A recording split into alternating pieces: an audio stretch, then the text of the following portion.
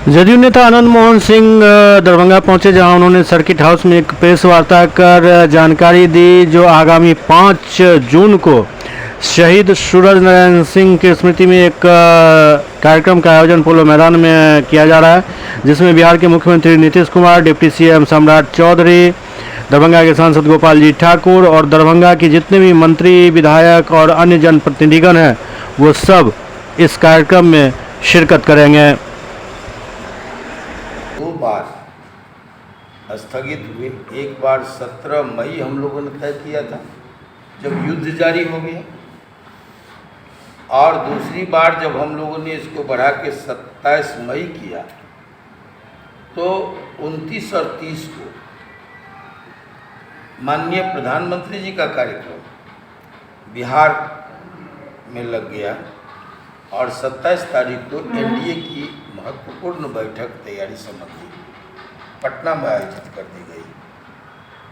तो स्वाभाविक है उस वजह से एक बार फिर से ये कार्यक्रम टल गया और अब वो 5 जून को अपने नियत स्थान और नियत समय पर पोलो ग्राउंड में होने जा रहा है।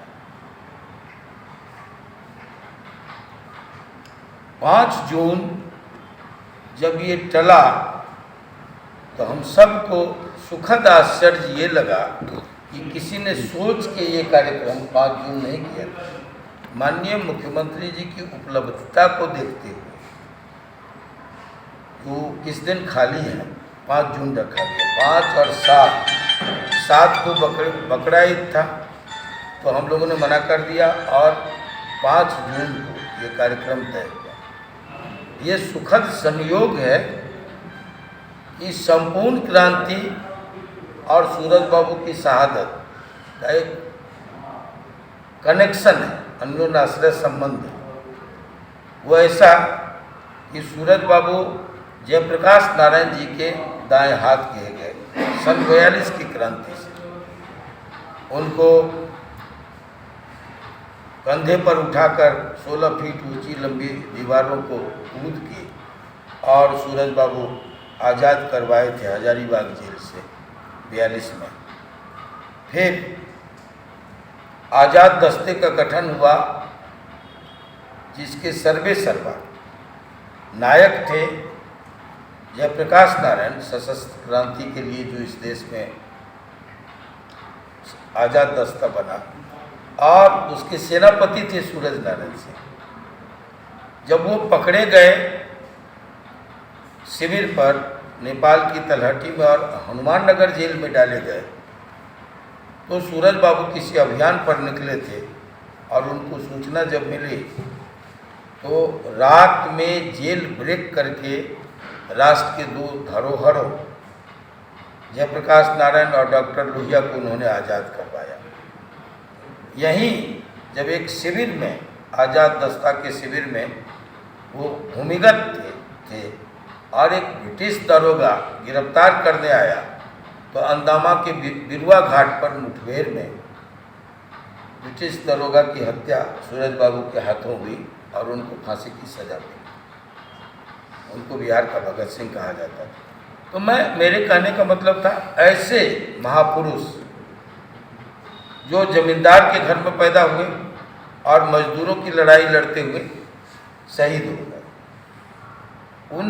उनकी शहादत से मर्माहत जयप्रकाश नारायण उनकी लाश से लिपट कर रोए थे और तब उन्होंने संकल्प लिया था कि इसका खामियाजा कांग्रेस को भुगतना होगा।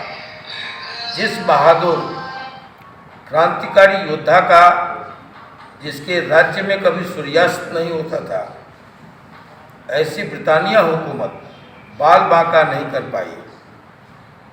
जिसको आदमखोर हजारीबाग जंगल का शेर उस रात जो वो निकले थे जेल ब्रेक करके हजारीबाग, तो सामने पड़ा था आदमखोर शेर और उसका मुकाबला करने में भी जो शेर पराजित होकर के रास्ता दिया था आगे बढ़ने का, ऐसे व्यक्ति को कायरतापूर्ण ढंग से 7वें दिन जब वो गांधीवादी तरीके से टाटी सिल्वे के गेट पर, उषा मार्टिन के गेट पर अनशन पर थे, तो उनको एक योजना के तहत लाठी से, डंडे से, बट से और उनकी छाती पर पुलिस के जवान कूद कूद के 7 दिन के भूखा शेर का पसली तोड़ के, जो उनके मौत का कारण हुआ, मार दिया। तो जयप्रकाश जी ने कहा कि ये शहादत बेकार नहीं जाएगी। वो उठ खड़े हुए, रो उनकी लाश से लिपट कर रोने के बाद, और उन्होंने यूथ फॉर डेमोक्रेसी बनाई। संपूर्ण देश में वो निकले और चिंगारी गुजरात से फूटी, जो 16 बन के बिहार में भड़का। जयप्रकाश आंदोलन हुआ, जेपी आंदोलन, जिसको छात्र आंदोलन के नाम से जाना गया, जिसका 2 सिपाही, मैं और कुलानंद यादव अकेला जी यहाँ बैठे हुए हम लोग। तो वो एक सबब बना, कारण बना पूरे मुल्क से कांग्रेस के खात्मे का। जो चुनाव 77 में इमरजेंसी के दौरान इंदिरा जी ने करवाया, 1.25 लाख लोगों को जेल में बंद करने के बाद, तब उसमें बिहार में, मध्य प्रदेश में, उत्तर प्रदेश में, हरियाणा में, राजस्थान में, बंगाल में, चंडीगढ़ में, ये तमाम जगहों पर, उत्तर भारत में, गुजरात में, उत्तर भारत में बिल्कुल साफ हो गई कांग्रेस। तब जो कांग्रेस की कमर टूटी, आज तक खड़ी नहीं हुई है। तो ये कनेक्शन है 5 जून, जो आंदोलन, जिस आंदोलन का श्री गणेश जेपी ने किया था, संपूर्ण क्रांति के रूप